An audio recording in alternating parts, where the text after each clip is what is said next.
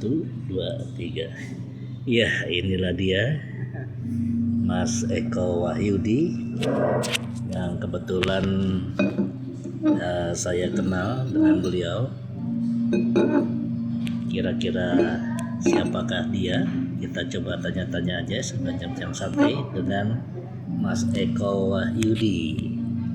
Alhamdulillah beliau berkenan untuk istilahnya bertemu silaturahmi dengan kita semuanya. Assalamualaikum Mas Eko. Waalaikumsalam. Alhamdulillah.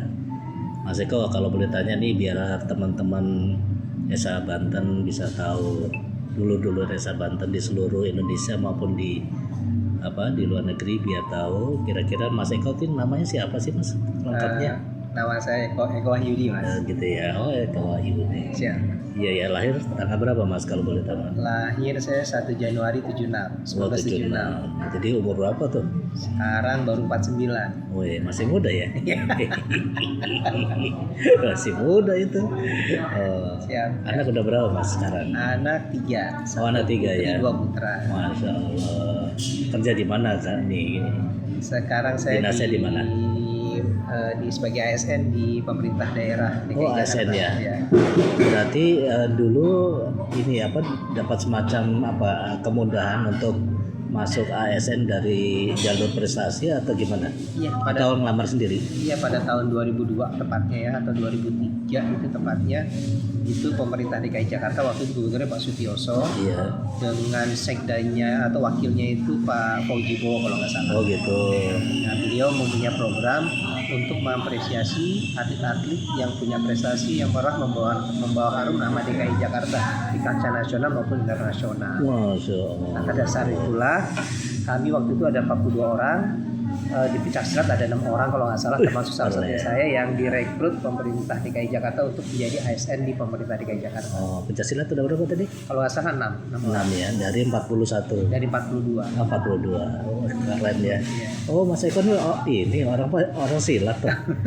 Oh, ternyata atlet silat teman-teman. Wih, Masya Allah. Kalau boleh tahu nih, perguruannya apa Mas? Saya lahir dan besar untuk perguruan itu di perguruan pencaksilat seni bela diri 3 berantai. Seni bela diri 3 berantai. Ya. Ketuanya atau pendirinya siapa kalau boleh tahu? Pendirinya almarhum Pak Ahmad Gunawan atau biasa dipanggil Pak Mama. Itu merupakan guru saya dengan ketua umum dan pembinanya PDD almarhum PDD Suryadi. Oh gitu ya. Kalau sekarang siapa Pak ketua umumnya? Sekarang Pak Ahmad Imam Nur Cahyo. Beliau sekaligus pewaris daripada perguruan pencaksilat seni bela diri 3 berantai, merupakan anak dari almarhum guru besar saya itu Pak Ahmad Gunawan atau Pak Mama. Oh, Pak Mama ya. Oh. Dengar-dengar katanya satu perguruan dengan ini artis kita itu. Siapa yang main di Hollywood tuh? Oh, Iko Uwais. Ya. Iko Uwais adalah adik seperguruan. Oh gitu. Ya, adik seperguruan. Iya. Jadi rencana mau ikutan Iko Uwais untuk main atau gimana? Kayaknya enggak deh, kayaknya belum tahu. Belum tahu. Siapa tahu ada ini sutradara yang lirik, produser lirik gitu ya. Kalau tawarannya menarik dan make sense, kenapa enggak? Boleh dong diajak-ajak dong. Boleh Mas.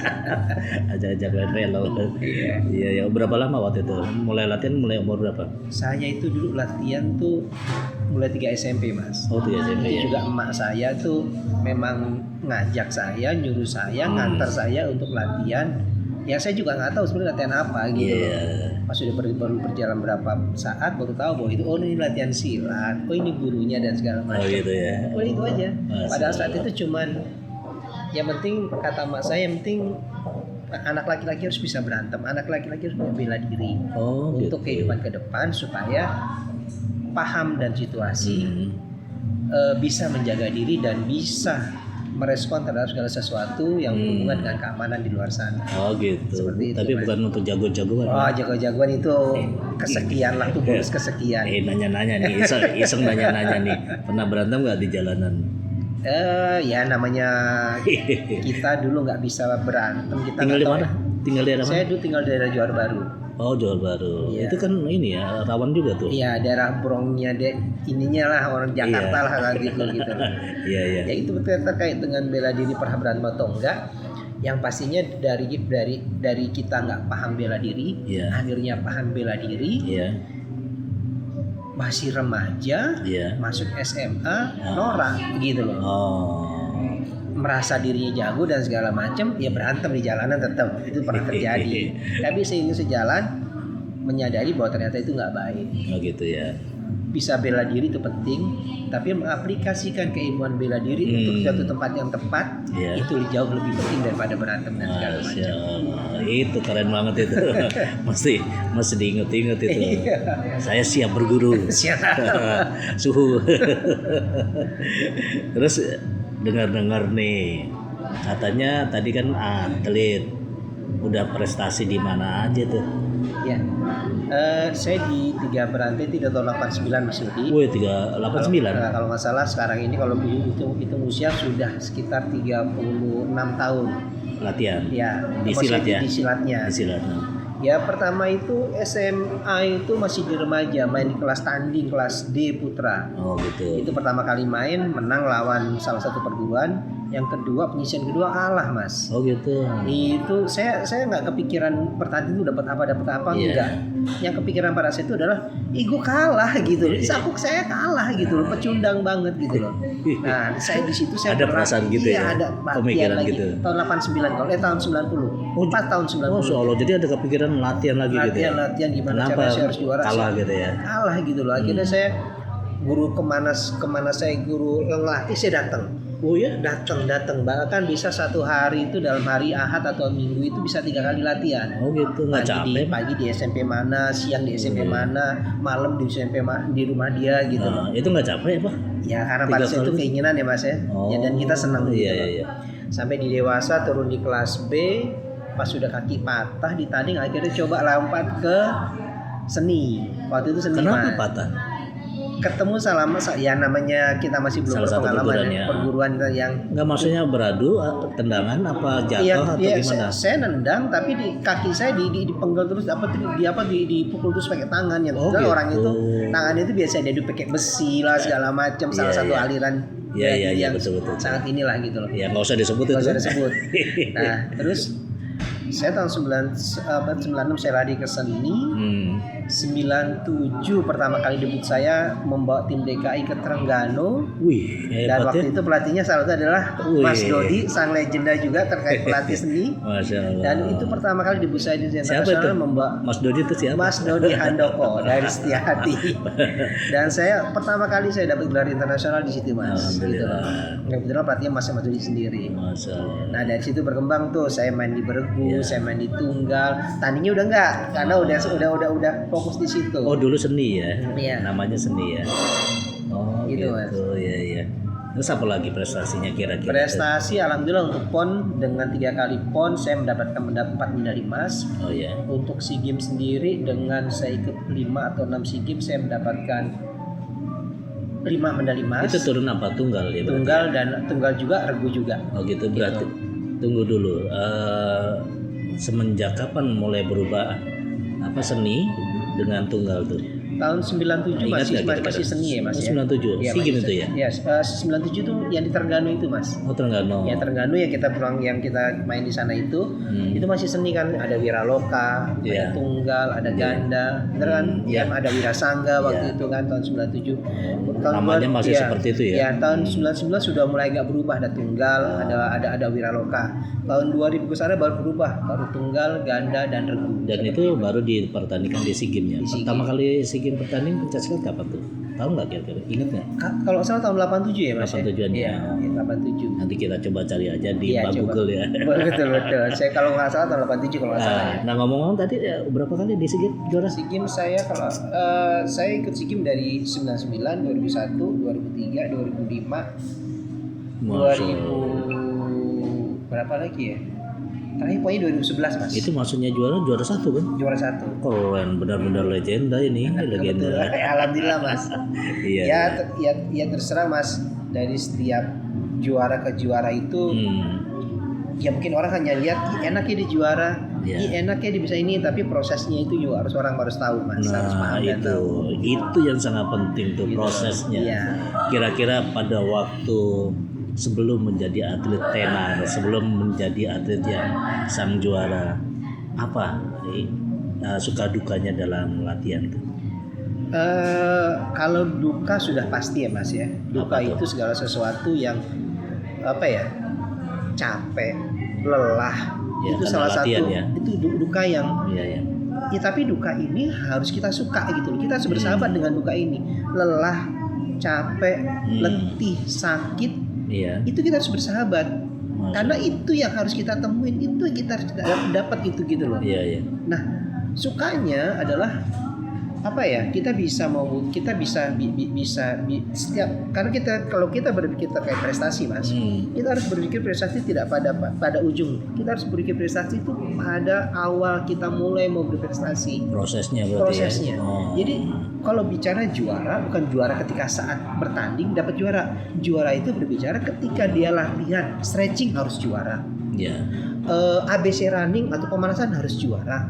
Jadi kompetisi dalam latihan ya. Iya. Jadi datang ke tempat latihan itu seperti yang Mas Dodi diajarkan ke saya itu, bahwa bagaimana datang ke tempat latihan itu punya tujuan. Emang saya ngajarin gitu. Seperti itu Mas. Seperti itu, punya tujuan.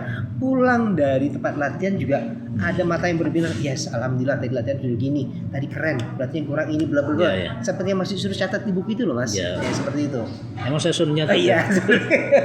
Seperti itu. Ngomong-ngomong dulu yang namanya Dodi itu galak kan? Oh enggak Mas, Palaki terbaik. Pernah dilatih. Jangan sanjung-sanjung dia. Pernah dilatih pada subuh, pernah dilatih pada siang, malam, jam 12 malam juga pernah. Jadi gitu Mas. Jadi proses juara itu dari keseharian kita itu juara semua. Makannya juara, tidurnya juara, ibadahnya juara, sopan santunnya juara. Iya. Semuanya juara. Itu yang namanya kaidah Pencaksilat dan juga nilai-nilai luhur Pencaksilat ya. Betul. Jadi kita harus bisa mengaplikasikan juara itu sebelum juara itu, kehidupan kita sebelum kita menjadi meraih gol setinggi juara tersebut gitu loh. Dan itu yang mungkin tidak disadari, tidak dimengerti oleh atlet-atlet sekarang kali ya. Jadi ketika kita berpikir juara, jadi bukan hasil akhir ya. Apapun keilmuan perguruan, apapun ajaran perguruannya dia, ketika dia saya mau jadi atlet pencaksilat dan juara. Pertama kali yang harus dilakukan sama dia adalah dia harus juara dulu di perguruan dia Mas. Dengan contohnya apa? Keilmuan perguruannya harus keren dan bagus Mas. Jurus perguruannya harus bagus. Kalau Pama Desa gimana caranya? Esanya keren banget ya. Esanya bagus banget, esanya matang banget. Kalau 3 berantai tapak suci S1, pokoknya jurus perguruannya harus keren banget. Basic dasar dari perguruannya harus matang banget. Saya ingat waktu di Terengganu itu kita lagi habis subuh, masih disuruh saya ngasih contoh tendangan T ke orang-orang, ke yang lain, ke atlet yang lain di bawah tendangan T yang bener seperti ini. Nah itu basic dasar itu harus orang sadar. Itu dapat dari mana? Long term athlete development sudah dilakukan dan dilaksanakan ketika kita masuk menjadi anggota perguruan tersebut. Itu udah masuk, udah dibentuk, tendangan dibentuk, pukulan itu masih sudah terbentuknya. Itu harus matang. Iya, itu yang memang kadang terlupa oleh pelatih juga ya. Betul. Jadi tidak mengingatkan, tidak memberikan istilahnya pembinaan, pengulangan, itu sangat penting sebenarnya ya. Iya. Terus kira-kira apa lagi tuh yang mungkin menjadi semacam catatan dalam untuk mencapai meraih seorang juara tuh? Menjadi seorang juara tuh harus disiplin Mas. Gitu Definisi disiplin termasuk saya adalah bagaimana caranya kita melakukan segala sesuatu yang kita suka, tapi itu harus suka dan sempurna Mas. Suka dan sempurna. Ya. Lari jarak jauh saya paling nggak suka Mas. Iya. Mas Dodi pernah suruh saya keliling lapangan sama Tuti, lapangan Senayan, 3 kali keliling, harus cepat-cepatnya dan kenceng-kenceng. Itu saya paling nggak suka Mas. Iya. Tapi dilakukan. Tapi saya lakukan karena apa? Efeknya Mas. Iya. Efeknya daripada Mas Dodi lakukan itu, yang tadinya saya main 3 menit ngos-ngosan, kok enak ya? Ya, jadi sifatnya untuk stamina ya. Iya. Daya tahan. Ketika saya main ini, saya udah baru kan kita main 3 menit Mas. Baru 30 menit pertama aja dada saya udah mau meledak sih dada nih. Nah, ketika Mas Dodi lakukan itu dan saya lakukan dengan sepenuh hati, kok enak main saya ya. Efek daripada itu Mas. secara langsung itu masih bagus dan segala fisiknya bagus dan menunjang. Nah, itu saya lakukan terus menerus mas. Ingat ketika misalnya dibilang latihan jarak jauh ini bukan utama ya, ini cuman snack, ini cuman kudapan, ini cuman makanan pembuka. Dalam arti saya makanan pembuka ini gimana intinya gitu loh. Iya. Tapi itu saya lakukan terus mas. Jadi memang itu merupakan salah satu dasar ya. Iya, itu saya lakukan untuk menunjang teknik juga ya. Mas, kita dalam satu pemusatan latihan kayak Mas Dodi dulu saya latih saya di PON 2000 terlalu dan segala macam. PON 2000 ke mana ya? Surabaya ya. Latihan kita berapa kali mas satu hari mas? Yang normatif? Ya normatif kita latihan tiap hari kan? Enggak latihan kita normal sehari berapa kali? Sehari 2 kali. Pagi dan sore. Ya. Lawan saya juga sama mas gitu juga mas. Terus yang membuat saya juara harus apa mas? Yang membuat saya harus juara? Apa? Menurut yang kamu harus apa membedakan kok kamu mau juara, yang membuat kamu harus jadi juara tuh apa? Latihan kamu sama lawan kamu pagi sore, dia juga pagi sore. Terus yang membuat kamu harus juara apa? Mandiri mas, latihan tambahan mas, kuantitas daripada latihan. Oh itu penting ya mandiri. Penting mas, latihan sendiri mas. Iya. Tapi kuantitas latihan itu harus seiring sejalan dengan kualitas latihan mas Dodi. Jangan kamu latihan berapa kali sehari? 4 kali, 3 kali, terus kualitasnya gimana? Ya biasa, paling main HP, ngobrol sebentar, udah selesai. Jadi memenuhi kewajiban doang ya? Memenuhi kewajiban doang. Kuantitas dan kualitas harus sering sejalan. Oh gitu ya. Kita mendekat pertandingan tuh 3 kali waktu itu latihan. Iya 3 kali, gitu loh. Latihan yang pernah masuk dilakukan jam 6 sampai jam 8 pagi. Betul. Saya habis subuh udah latihan langsung mas, udah latihan sendiri mas. Saya jam 5 habis sholat subuh saya pakai sepatu, saya lari 1 jam. Jam 6 saya mulai lagi latihan lagi. Iya. Itu yang membuat saya juara mas. Gitu dalam arti kata hal-hal tersebut yang salah satu variabel kenapa orang bisa juara karena dia mampu untuk mandiri dan berkualitas yang pasti mas. Disiplin istilahnya ya. Iya betul. Dan disiplin itu mengerjakan segala sesuatu yang mungkin kita tidak suka dan harus bagus dan harus sempurna. Iya. Gitu loh mas. Jadi nggak setengah-setengah ya? Iya setuju. Berarti itu menyangkutnya hubungannya dengan kematangan mental ya? Betul. Mental seorang juara harus begitu. Iya. Karena ketika kita datang ke tempat latihan, kita setelah kita melalui segala sesuatu dengan rangkaian latihan yang menurut kita sudah luar biasa dan sudah cukup baik, kita masuk ke tempat fase kompetisi, kita datang ke tempat latihan, ke tempat pertandingan, kita ketemu lawan, kita ketemu wasit juri, kita ketemu tempat pertandingan. Secara otomatis badan kita langsung bersahabat dengan mereka mas. Iya. Jadi datangnya lawan di tempat pertandingan itu hanya sebagai sarana. Oh iya, mereka itu datang ke tempat kita, datang ke PON, datang ke SEA Games memang dalam rangka untuk mendukung saya jadi juara. Amin. Itu mas. Keren. Oh iya, gitu loh. Iya. Oh iya. Oh itu matrasnya baru, itu mendukung saya buat jadi juara. Tapi kalau kita nggak punya mental itu mas, aduh matrasnya baru kan licin. Iya. Jadi banyak sekali kekhawatiran ya. Aduh tempat hotelnya makanannya nggak oke, ini segala macam. Oh tempat pertandingan panas segala macam. Justru pada saat kompetisi kita harus bersahabat dengan alam. Tempat pertandingan, wasit juri, undian. Caranya gimana tuh untuk mengatasi kecemasan itu, anxiety itu gimana? Bekal kita mas harus cukup, more than enough daripada yang lain. Cukupnya gimana? Dengan latihan yang sudah kita laksanakan tadi. Dengan kuantitas dan kualitas latihan yang seperti saya bilang tadi. Ini nih saya dulu kan pernah ngikutin Eko berlatih ya. Istilahnya belajar berlatih, memperhatikan Eko itu sangat-sangat unik, sangat-sangat spesial dibandingkan dengan atlet-atlet lain. Saya lihat kan Eko tuh istilahnya sangat-sangat rajin beribadah. Apakah itu juga salah satu faktor? Misalnya ibadah tepat waktu, terus kemudian tambahan ibadah yang lain, misalnya saya lihat juga sering tahajud gitu. Gini mas, sebagai orang muslim sudah pasti kita hanya satu harapan dari Allah. Cuman pengen mendapatkan ridho Allah mas. Oh gitu ya. Kalau kita Allah dari ridho sama. Berarti tujuan utamanya adalah ridho Allah. Ridho Allah. Bukan juara ya. Kalau Allah udah ridho, mau apapun kita mau dikasih mas. Alhamdulillah. Kita mau juara dikasih. Udah ridho mas Allah sama kita mas. Dan ridho Allah itu merupakan salah satu nikmat Allah yang kita bisa rasakan sebelum dan setelah kita meninggal nanti mas. Kalau surga kan kita harus meninggal dulu. Tapi kalau Allah ridho, kita sekarang hidup Allah udah kasih ridho kita gitu loh mas. Nah sarana untuk mendapatkan ridho dari Allah itu kita berusaha mas. Secara zohir kita latihan, secara batiniah, secara rohaniah kita berdoa dan segala macam. Secara umat Islam kita butuh mas, sholat 5 waktu. Bahkan kalau bicara saya guru ngaji sama guru saya itu sholat 5 waktu cuma modal, kita nggak untung. Untungnya di mana ya? Sholat tahajud, sholat sunnah, tepat waktu dan segala macam. Saya waktu itu ingat banget tuh kamu sama Tuti itu duluan tuh tahajudnya tuh. Itu loh. Dan Tuti siapa namanya? Tuti Winarni. Dan ketika kita mau ya, bukan mau apapun ya. Apapun itu yang kita inginkan mas, kita harus mensematkan doa tersebut yang kita doa apapun kita baca. Makan kek, mau doa apa kek, kita sematkan itu semuanya gitu mas. Itu ya kuncinya salah satunya ya. Jadi dari segi jasmani dan rohani seiring sejalan mas. Kuantitas dan kualitas dalam latihan, kuantitas dan kualitas dalam berdoa, itu juga harus seiring sejalan. Tapi jangan salah juga. Bukan berarti orang yang tidak berdoa juga mereka juga nggak susah juga gitu, banyak juga atlet-atlet yang, tapi itu pilihan mas.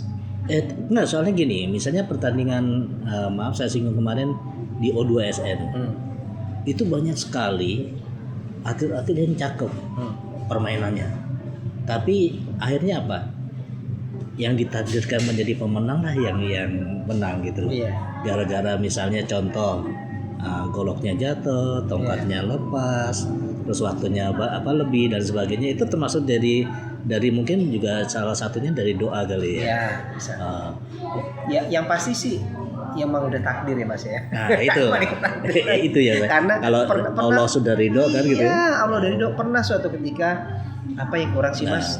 Saya juga pernah merasakan kegagalan mas, apalagi di event internasional ya mas, kita tahu sendiri di mana politik sportnya juga sangat kental ya, apalagi nih kita berbicara pencak silat, terutama di seni, terutama di nomor tunggal ganda dan ini kan subjektifnya tinggi, masih dikatakan subjektifnya tinggi ya. Tapi ada satu yang dimana harusnya saya menang, tapi kok enggak, kok yang menang kok ternyata kok begitu, gitu loh.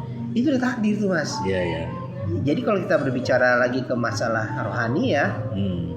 Kalah itu dengan segala sesuatu yang sudah saya lakukan itu nggak baik menurut saya, tapi menurut Allah udah pasti baik mas. Gitu. Nah, karena segala sesuatu yang menurut kita baik belum tentu baik di mata Allah. Tapi kalau Allah katakan baik apapun itu, meskipun jelek itu pasti baik buat kita mas. Masya Allah, itu takdir ya. Nah, ngomong juga nih, ridhonya orang tua. Tadi kan ngomong ridho nih. Ridhonya orang tua terutama ibu tuh penting sekali nggak menurut Mas Eko? Ya bukan penting sekali, sangat penting mas. Sangat penting. Karena terkait orang tua apa ya mas ya segalanya mas. Perwakilan Allah di dunia ibu. Surganya ya. Kalau mau lihat Allah tersenyum, lihat aja ibunya senyum. Gitu ya. Itu udah satu ungkapan bahwa betapa orang tua itu dimuliakan banget. Wali dari kita Allah di dunia ya orang tua. Saya jadi pengen nangis sendiri. Boleh nggak nangis sendiri? Jadi malu gitu. Hanya tinggi hati kita berdua mas. Saya masih ada. Oh ibu masih ada? Ibu masih ada. Masya Allah. Saya udah ada. Baru tadi pagi ketemu. Masya Allah. Ya insya Allah lah.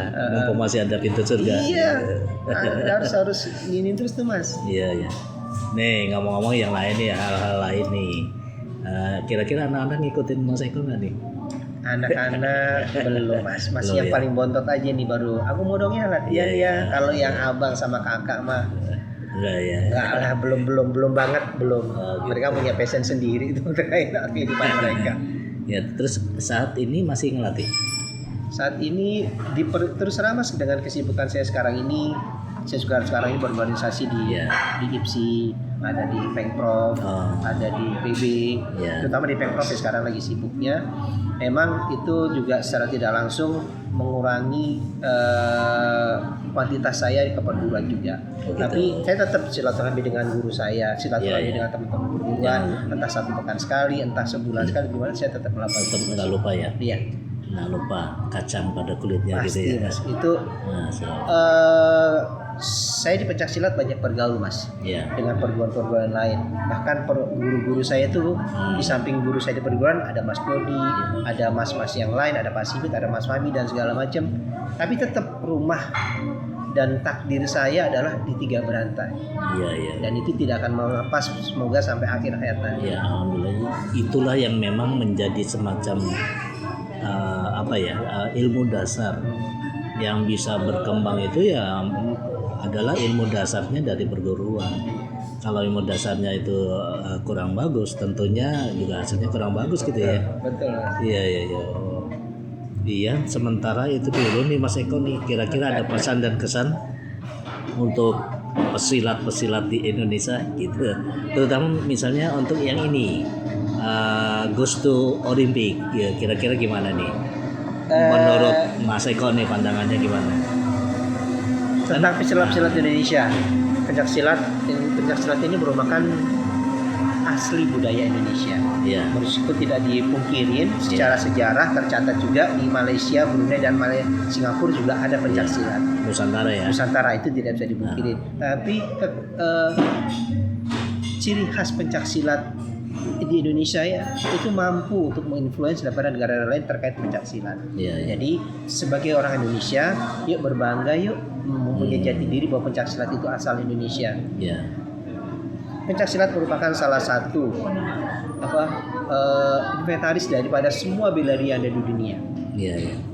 Karate, taekwondo, dan apapun itu pencaksilat di dunia, silat merupakan salah satu kekayaan bela diri di dunia. Iya, iya. Dan itu Indonesia yang punya. Dan itu diakui ya Dan itu sebagai kekayaan tak benda ya. Iya, UNESCO melalui kekayaan tak benda dari UNESCO. Iya, dengar-dengar ulang tahunnya ini tanggal 12 Desember kok. Ya, 12 Desember. Oh gitu ya. Nanti kita merayakan pada kejuaraan DKI pada tanggal 22 Desember di Ciracas. Oh DKI ya. Sekaligus kita merayakan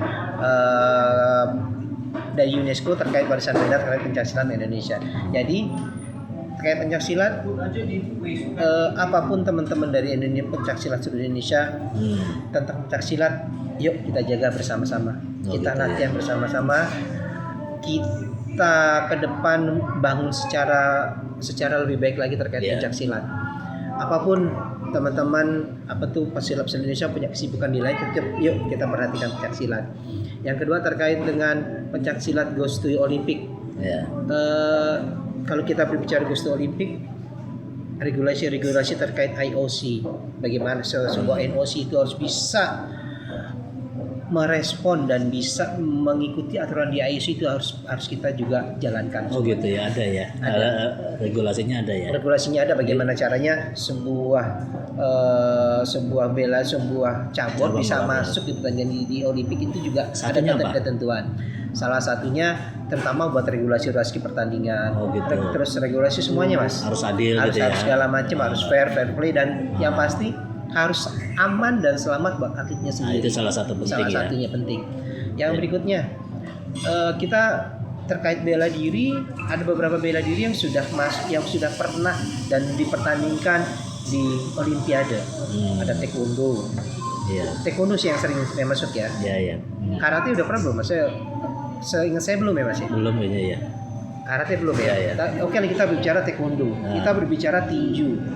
Kita berbicara apa lagi? Pokoknya apapun cabur olahraga, terutama bela diri yang sudah pernah dipertandingkan di Olimpiade, kita harus belajar sama mereka nih Mas. Iya, iya. Kok bisa ya? Iya. Bagaimana sih taekwondo bisa masuk Olimpik?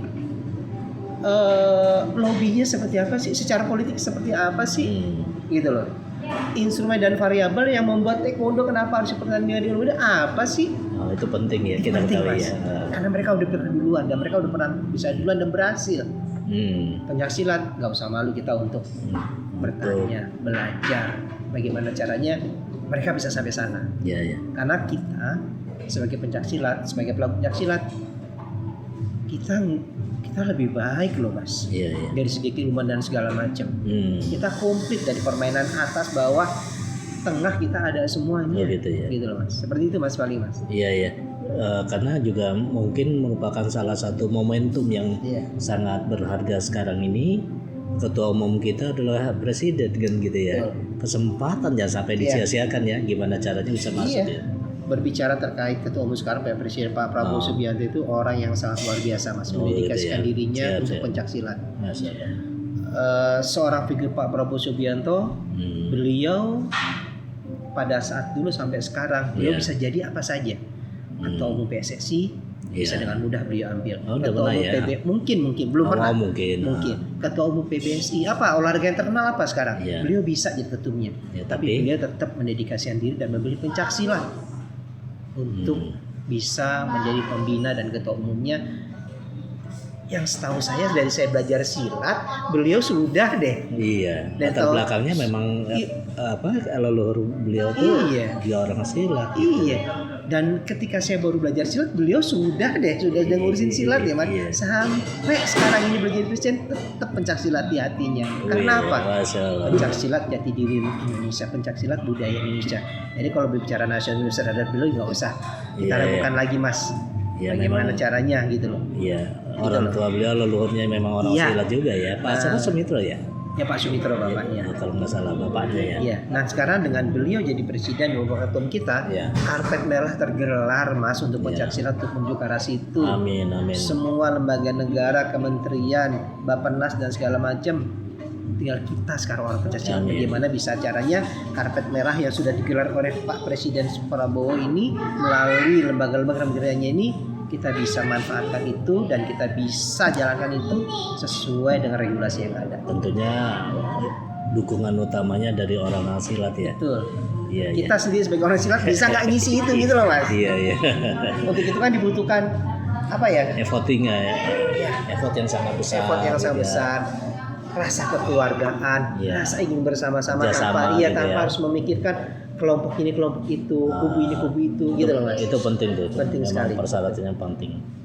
Iya mudah-mudahan ya Mas Eko ya, mudah-mudahan pencak silat kita semuanya diberikan kemudahan, kelancaran dan hasil yang terbaik. Iya. Dapat dipertandingkan. Mungkin satu lagi Mas ya. Apa tuh? Momen sejarah mungkin yang harus kita catat juga bahwa apa tuh? Pertama kali Pak Prabowo merayakan kemerdekaan atau melaksanakan upacara kemerdekaan. Oh iya yang kemarin ya. Pencak silat loh Mas. Iya. Mas Eko tampil itu yang beliau bawa. Mas Eko, ada Mas Iko Wais ya. Ada sekitar 100 pesilat putra, 100 pesilat putri tampil bersamaan kolosal.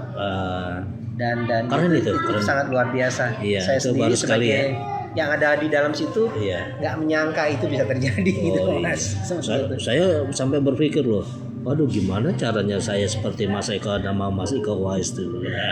Dan itu di bawah hinian Mas Didit. Oh gitu ya. Mas Didit luar biasa itu. Iya. Semua meng-create bajunya, baju segala macam, rapi atau tidaknya segala macam. Beliau tuh yang sangat menginginkan. Apa sutradanya gitu ya.